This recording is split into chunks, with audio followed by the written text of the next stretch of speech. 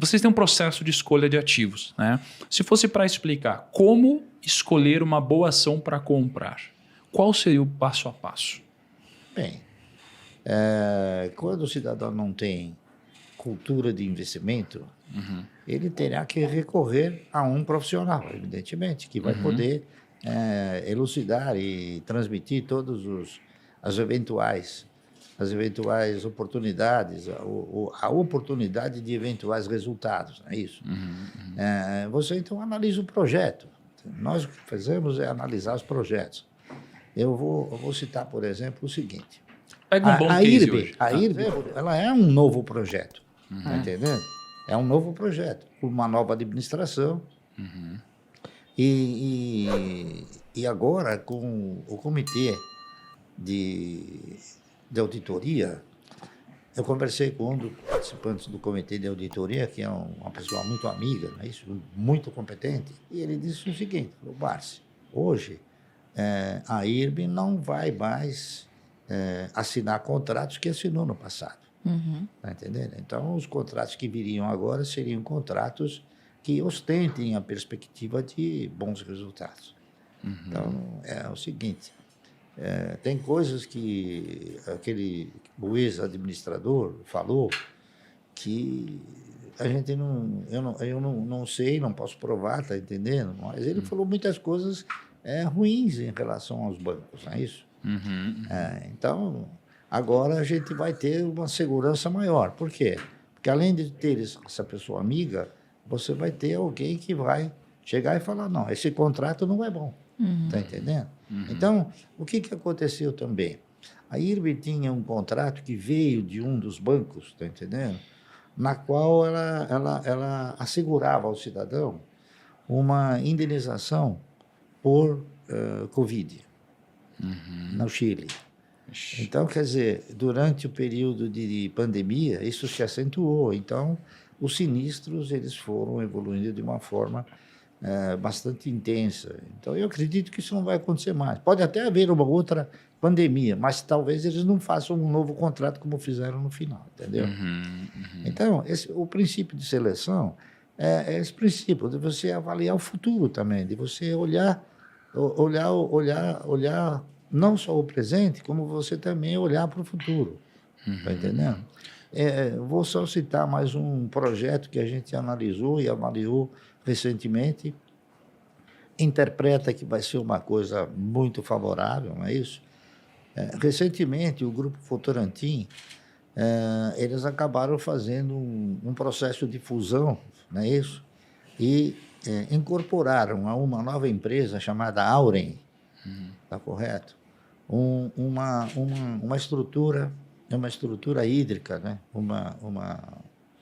Uma usina hidrelétrica chamada Porto Primavera, que foi uma das usinas criadas pela CESP, não é isso? E programaram uma outra diretriz, diria melhor, não é? De não ficar somente na geração com a base hídrica, e sim partir para outras bases energéticas. E, além do mais, também exercitar uma figura no mercado onde você não gera, não transmite e não distribui, que é o quê? A comercialização de energia elétrica. Então, essa empresa tem um projeto já consolidado, não é isso? E eu acredito que, pelos participantes, pelos controladores, está entendendo? Que são o Grupo Votorantim de um lado e um grande fundo de pensão canadense, que eles venham a ter esta diretriz, este comportamento de gerar resultados e também distribuir esses resultados. Posso só sintetizar? Eu acho que a gente pode dividir em duas etapas. Tudo que o senhor falou aqui, né, faz parte de escolher boas empresas, que é diferente de escolher boas ações, num primeiro momento. Então, nas boas empresas, você foca primeiro em desbravar as qualidades, né, as variáveis qualitativas. Então, quem são os gestores, como funciona o projeto, para quem ela vende, né? Então, um teste para você saber se você está a par do que você tem na sua carteira é: escreva em um parágrafo o que as empresas da sua carteira vendem. Você sabe explicar como funciona uma operação, para quem, quais são os insumos, né? Quais são os serviços, enfim. Se você não souber, pode ser que você tenha começado aí com o pé, né? Com o pé errado. Pé né? esquerdo. Exatamente. Então, escolher primeiro uma boa empresa. E é aqui que está a boa parte do trabalho, que é o que as pessoas geralmente não fazem. A segunda fase é você tentar interpretar através do preço se esta boa empresa é um bom investimento. De novo, como eu disse, depende do preço. De nada adianta você ter uma boa empresa na sua carteira se você pagou caro por ela. E é aqui que vem, acho que um dos grandes problemas dos investidores, que são investidores de longo prazo, não por convicção, mas por acaso. O papéis que comprou lá, pô, tava na moda, o fulano, ciclano falou, a corretora Abandona tal na recomendou. carteira, Não é nem isso. Ele comprou por algum motivo que nem ele sabe qual é. Provavelmente porque ele achou que, porque subiu muito, continuaria nessa trajetória. E aí, quando o papel acaba realizando, ele não continua esse projeto. Por quê? Porque ele não tem convicção, ele não sabe por que ele comprou. Então, o preço, ele importa em muito, e muitas vezes o longo prazo, sozinho, não corrige isso. Então, preço importa, né? E aí, como que a gente vai atrás de descobrir o preço dessas boas empresas? A gente foca em fluxo de caixa. Pagar dividendo no final do dia é a empresa ter a capacidade de tirar lá no final do trimestre o que ela vai investir, usar ali de CAPEX ou para adquirir outras empresas para parte do seu crescimento, certo? E a outra parte, ela remunera o capital do acionista, que está ali correndo risco, né? E vai estar lá de prontidão, provavelmente, se essa empresa precisar se capitalizar em algum momento. Então, investir em dividendos não exclui você investir em empresas que vão crescer. Tanto que o nosso filtro é de mínimo 6% apenas em dividendo. Você está fazendo apenas uma margem de segurança. O que vier de valorização é um bônus, é uma consequência de você ter colocado para dentro bons ativos a bons preços. Legal. E aí sim, que paguem bons dividendos, e aí a lição de casa, a disciplina e paciência de reinvestir esses dividendos. Tem uma frase do Howard Marks que diz que tentar comprar um ativo por preços abaixo do valor intrínseco não é infalível, mas é a melhor chance que pode se ter. Né? E eu lembro que quando a gente grava um podcast, quando você veio lá no nosso escritório, você falou sobre uma inversão de uma lógica muito comum que as pessoas falam hoje, que elas falam do PL. Preço sobre lucro. Né? Quanto menor, melhor. Aí você falou, não, mas e se a gente inverter e fizer o LP? Né? E aí você tem uma regra de bolso para você encontrar um preço máximo que você pode pagar para ter um dividendo mínimo que você busca. Né? Como que funciona essa lógica? A gente não está preocupado em pegar o menor preço possível, porque é impossível de você fazer isso com consistência. A gente está preocupado em não pagar caro. O que é pagar caro? Pagar por empresas que não geram fluxo de caixa suficiente para nos remunerar pelo menos X% ao ano. Né? A gente tem que lembrar que quando a gente está falando de dividendos, renda variável em geral, é difícil você comparar banana com maçã, né? Então, comparar os 6% que a gente usa de teto com a Selic, por exemplo. Então, lá atrás, quando ele começou esse projeto, ele estabeleceu esses 6%, sabendo, claro, que a taxa de juros oscilaria para cima ou para baixo, muito provavelmente para cima, mas para estabelecer um parâmetro de comparação. Quando a gente fala em 6% mínimo de dividendos ao ano, a gente está falando de uma métrica já real. Porque os dividendos, no longo prazo, são corrigidos pela inflação. Ações são ativos reais, cujos seus preços serão corrigidos, seguirão a tendência dos seus lucros. Essas empresas que estão na Bolsa, teoricamente, são empresas líderes de mercado e conseguem repassar para os seus preços o custo inflacionário no longo prazo. Agora, deixa eu perguntar uma coisa. Hoje a Bolsa está mais ou menos 98 mil pontos. Tá?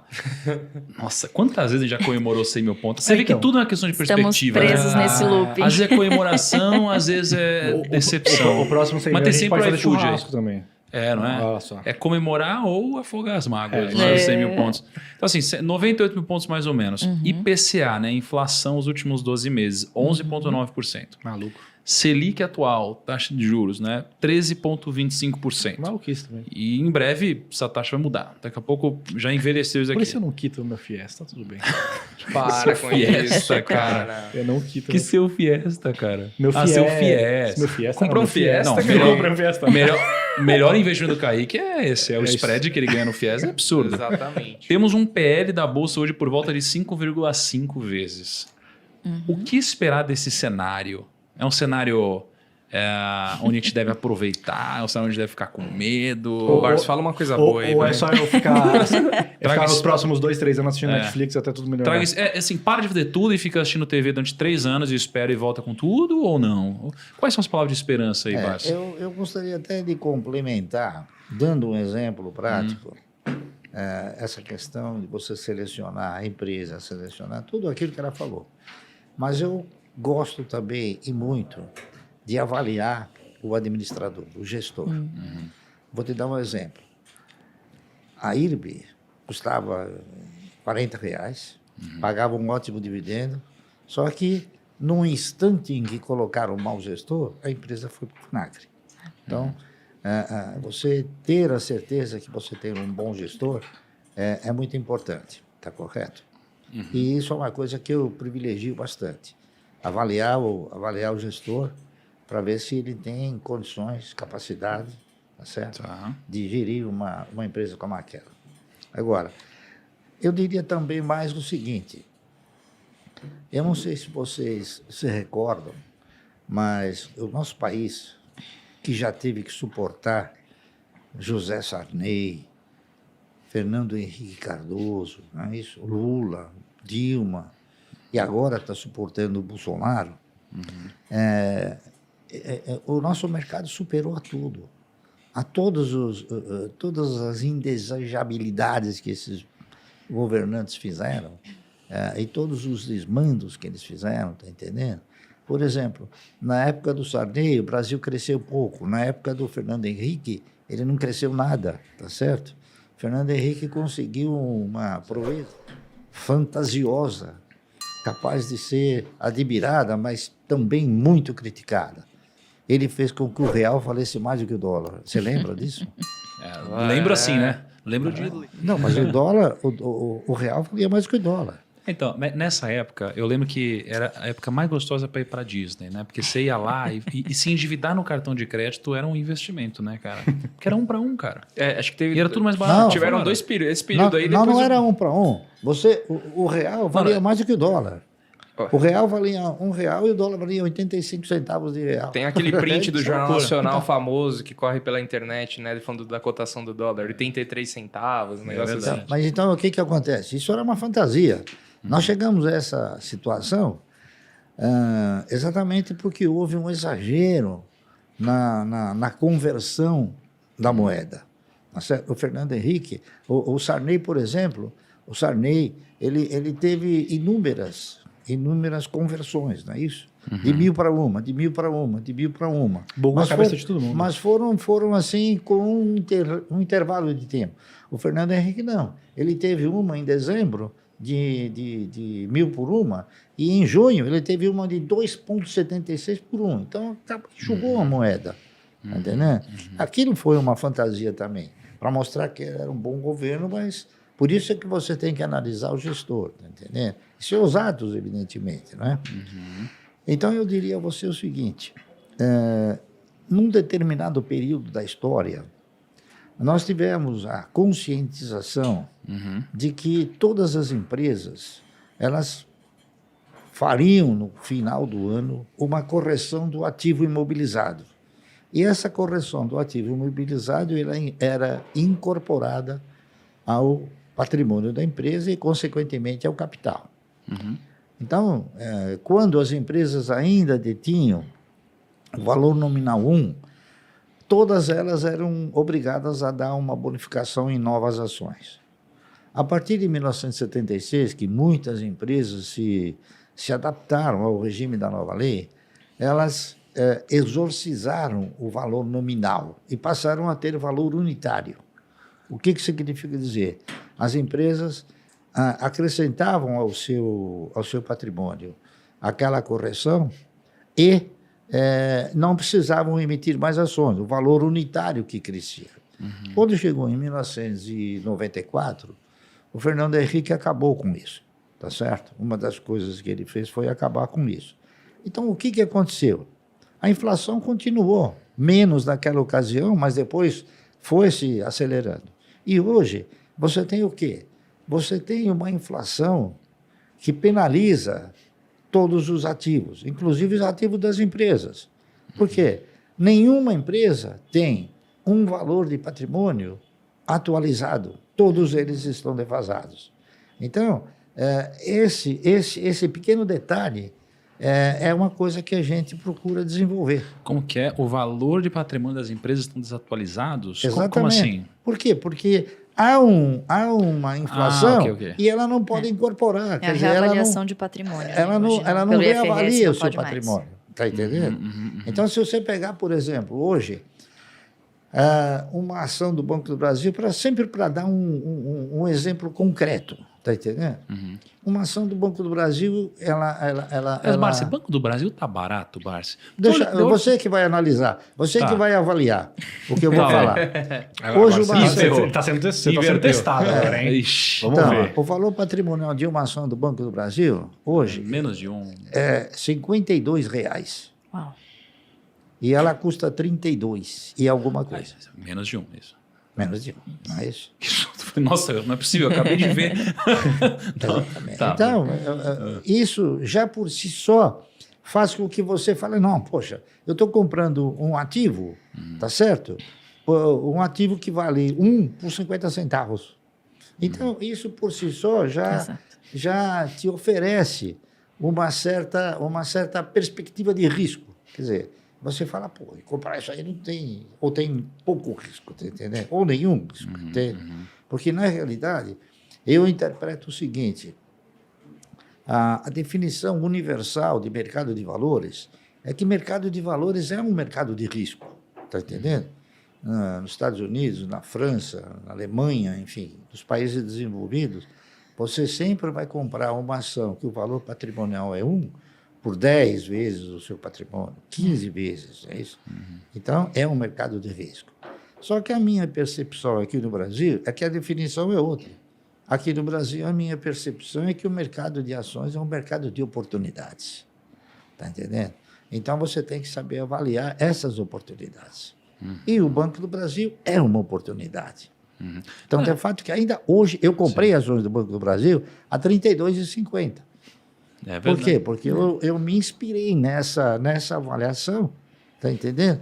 Para acrescentar um pouco mais daquelas que eu já tenho. Então, eu comprei Banco do Brasil no último Romobilhão. Sim. No último Romobilhão eu comprei Banco do Brasil, porque, cara, tava com pele de 4. Pele de 4. 4 vezes. Significa que, cara, em 4 anos, o que eu paguei volta através do lucro. Né? É assim, Exatamente. obviamente tem um risco aqui, mas, cara, pele de 4 tem muita proteção aqui, tem muito preço que pode cair, né, cara? E o ROI melhorou muito, né? De 13 para 17. Isso, exato. Eu senti. 17, e é um dos maiores dos bancos, inclusive, 17. Top 10 do mundo. O Banco do Brasil é o banco que maior dividendo paga. Olha aí. Tá entendendo? Eu fiz recentemente um trabalho fazendo um comparativo. Banco do Brasil, Banco Itaú, Banco Bradesco e Banco Santander. O melhor pagador de dividendos é o Banco do Brasil. O segundo melhor pagador é o Santander. Por quê? Aí a pergunta. Por quê? Porque são empresas que elas não aumentaram demais a sua base acionária, como aconteceu com o Itaú. Certo? O Itaú deu há pouco tempo atrás 50% de bonificação. O Bradesco dá todo ano, dá 10%. Então, a base acionária dele cresceu tanto que o lucro precisa ser rateado entre a base acionária. Então, se você tem uma base acionária desse tamanho, a distribuição, o que é? É pequena. Caraca, e o Banco do Brasil, não. O Banco do Brasil ele ficou com aquela mesma base acionária. Então, na razão direta que o lucro cresce, o rateio ele aumenta. Vamos parar de falar do Banco do Brasil, por favor, para parar de vir gente. Não quero ficar dividindo fatia, não. Não, eu só dei como exemplo para você concretizar também o seu... Não, é brincadeira, ele tá brincando. Tô brincando. O Caio não sabe o que fala, Barsi. Ele não sabe o que fala, Barsi. Os seus ouvintes aí, para que eles tenham o quê? Porque eles tenham uma noção daquilo que a gente faz. Sim. Ô, Barsi, se eu fosse perguntar hoje, quais são suas 3 maiores apostas hoje, assim, no mercado? Quais seriam suas 3 queridinhas, assim?